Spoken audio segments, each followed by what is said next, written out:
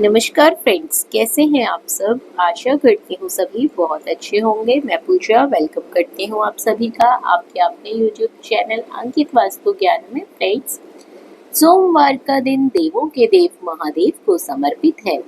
इस दिन पूजा करने से भगवान शंकर बेहद प्रसन्न होते हैं। लोग आज के दिन व्रत भी रखते हैं। इस व्रत में भक्त भगवान शिव संग पार्वती जी की विशेष रूप से पूजा करते हैं। भोलेनाथ की पूजा अर्चना के दौरान व्रत कथा सुनकर लोग अपने व्रत को पूरा करते हैं। तो चलिए जानते हैं आज इस वीडियो के माध्यम से सोमवार व्रत कथा के बारे में। इसी के साथ साथ आपको व्रत की पूजन विधि भी बता देते हैं। कथा इस प्रकार है। एक समय की बात है, किसी नगर में एक साहूकार रहता था। उसके घर में धन की तो कोई कमी नहीं थी, लेकिन उसके कोई संतान नहीं थी। इस कारण से वो बहुत दुखी रहता था। संतान प्राप्ति के लिए वो हर सोमवार को भोलेनाथ का व्रत रखा करता था। पूरी श्रद्धा भाव से, भक्ति भाव से हर सोमवार को शिव मंदिर में जाकर भगवान शिव और माता पार्वती की विशेष रूप से पूजा करता था। उसकी भक्ति से प्रसन्न होकर माँ पार्वती एक दिन बोली, भगवान शिव, उस साहूकार की मनोकामना पूरी कर दीजिए। उससे आग्रह करने लगी।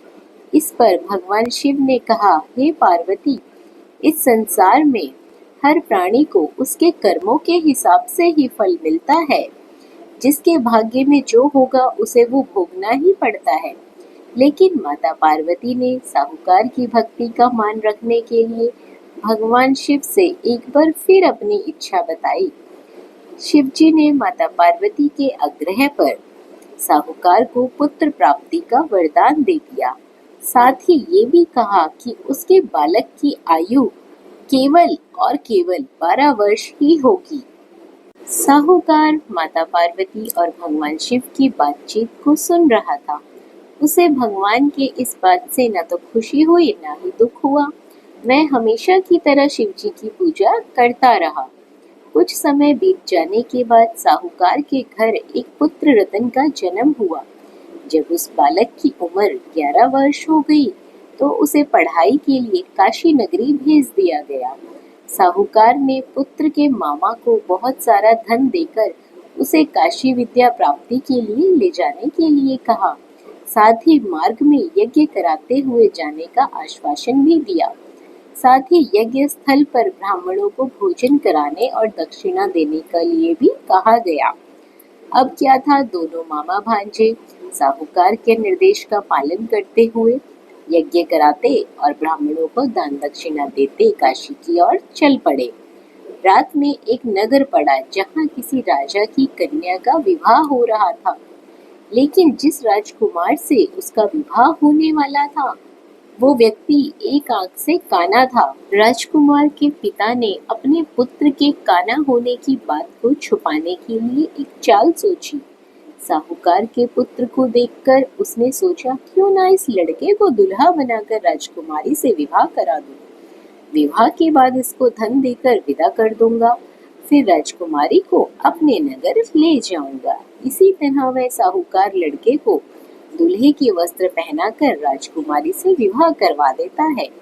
लेकिन साहूकार का पुत्र ईमानदार था, उसे ये बात अच्छी नहीं लगी। उसने मौका मिलते ही राजकुमारी की चुन्नी के पल्लू पर लिख दिया कि तुम्हारा विवाह तो मेरे साथ हुआ है, लेकिन जिस राजकुमार के साथ तुम्हें भेजा जाएगा वो व्यक्ति एक आंख से काना है। मैं तो काशी पढ़ने के लिए जा रहा हूँ। जब राजकुमारी ने चुन्नी पर लिखी हुई बात पढ़ी तो उसने अपने माता पिता को ये बात बताई।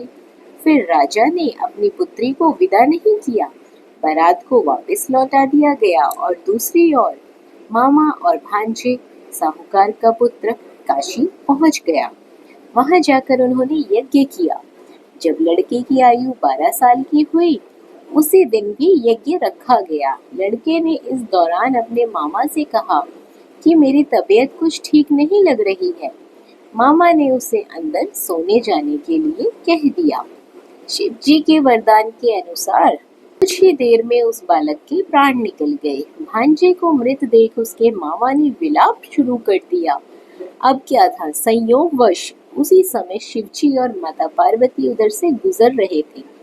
पार्वती ने भगवान से कहा, स्वामी, मुझे इसके रोने के स्वर सहन नहीं हो रहे, कृपा करके आप इस व्यक्ति के कष्ट को दूर करें।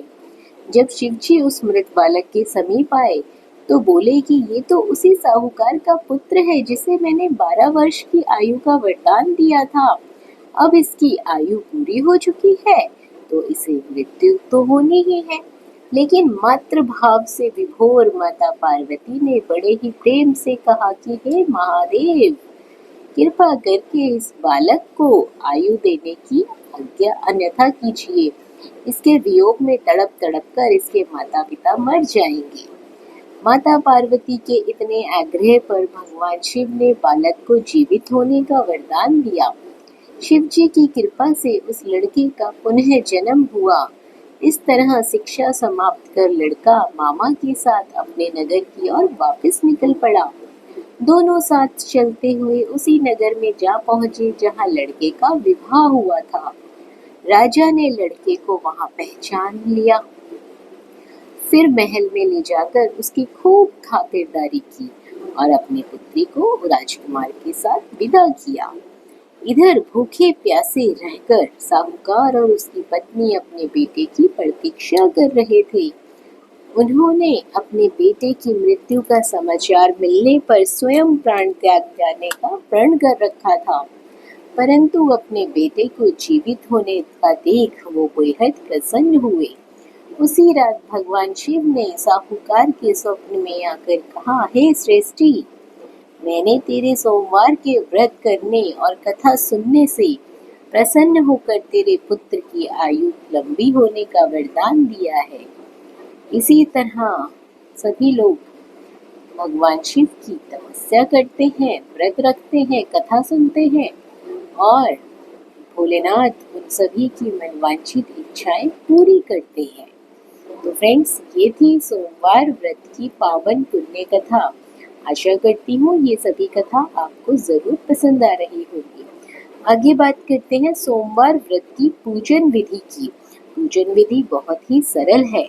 नारद पुराण में सोमवार व्रत की विधि बताई गई है।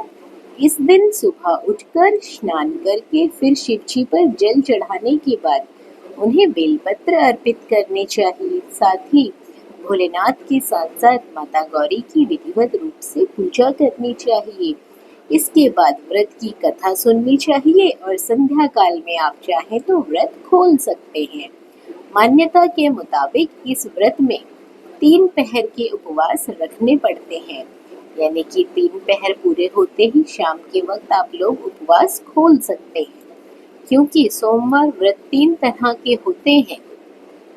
इनमें एक पहला आता है हर सोमवार व्रत, दूसरा होता है सौम्य सोमवार व्रत और तीसरा होता है 16 सोमवार व्रत।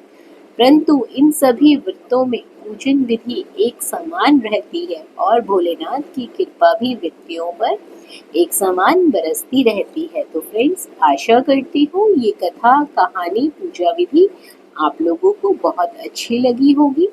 वीडियो पसंद आई हो तो वीडियो को लाइक जरूर करें, कमेंट बॉक्स पर हर हर महादेव जरूर लिखें और यदि आप चैनल पर पहली बार आए हैं तो चैनल को सब्सक्राइब जरूर कर लें। धन्यवाद।